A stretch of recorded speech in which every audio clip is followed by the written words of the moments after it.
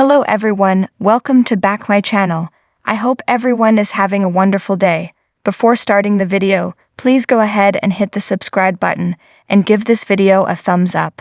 It might be difficult for me to write this week's bold and beautiful essay, since I feel like repeatedly typing, "Ridge is the worst and both women deserve better." However, it's possible that at least one of the women doesn't. Are you prepared to talk about what happened this week and the dreadful message the writers are conveying? Let's start now. You deserve what you get. I'm aware that when Ridge runs back to Brooke in a few weeks, we'll be expected to feel bad for Taylor.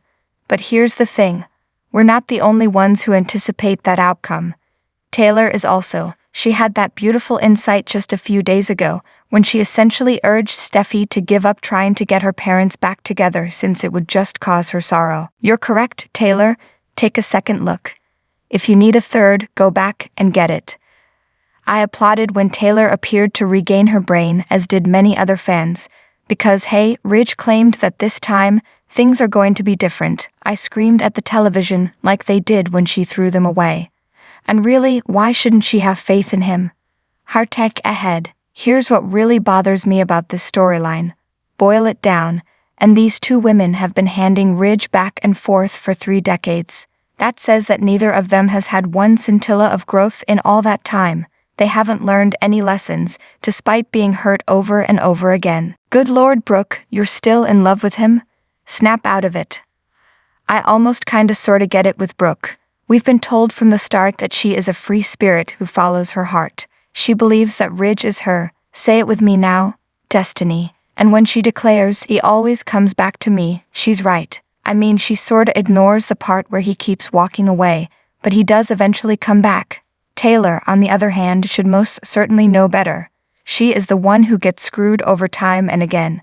She's like the would-be frat boy who, after being paddled during pledge week, says, "Thank you, sir, may I have another?" Shouldn't she have, at the very least, asked Ridge what prompted him to ditch his wife before blindly taking him back? The man, the myth, the jerkface.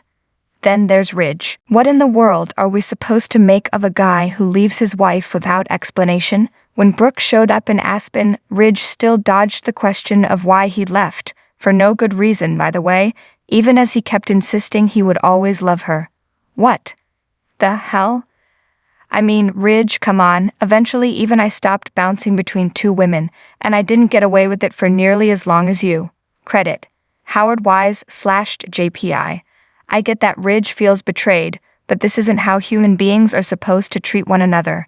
He's supposed to be our leading man, the guy viewers swoon over because he's charming and sexy and rich, but he's just a massive, insert bad word of your choice here.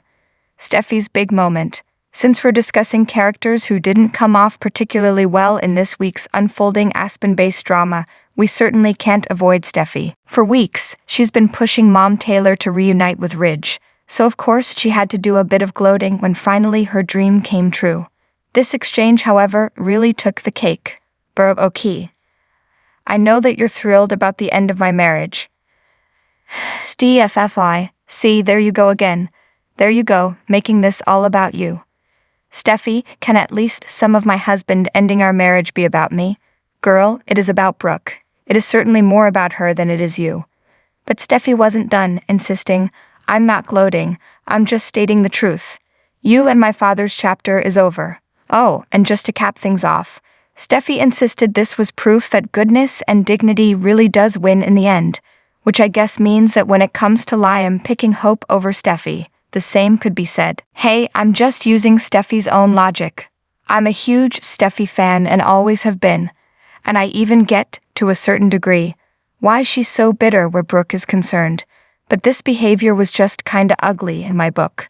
Worse, it seems designed for no purpose other than to make Steffi look bad when the truth comes out. I think it would have been far more interesting if this scene had been between Taylor and Brooke, with the brunette admitting she never wanted to hurt the blonde.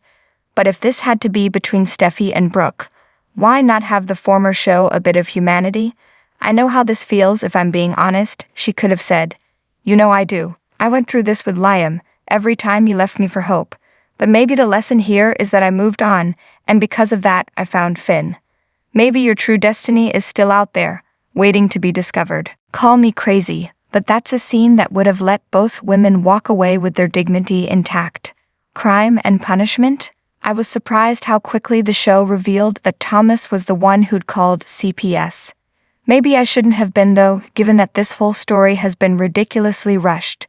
I mean, CPS was called the day after Applegate, and from there it was off to the races. Like most, I wasn't surprised by the Thomas reveal. It seemed pretty obvious, although I will give the writers credit for letting weeks pass between when the seed was first planted, back when Douglas was playing with the app, and the next time it was mentioned. That actually created at least a modicum of suspense in the Who Called CPS storyline. I'm curious as to what happens when everybody finds out what Thomas did. Will Ridge and Taylor finally realize just how damaged their son is? Then again, given that Ridge essentially shrugged off Thomas' involvement in Emma's death a few years back, the guy will probably don a hair shirt and blame himself for all the pain he's caused Taylor, Steffi, and Thomas over the years. He won't be wrong, that also shouldn't mean Thomas goes unpunished yet again. Random thoughts. Asterisk, anybody else kinda giggle when Thomas, listening to his handiwork with the voice-altering app, said to himself, "It was me." The only thing missing was a deep, villainous laugh and a bit of mustache twirling to complete the moment. Also, should he really have done that in the living room, with his back to the front door and staircase, given that a bunch of people live/traipse through there? Asterisk, Othello creeping around in the bushes, spying on Ridge and Brooke slayed me.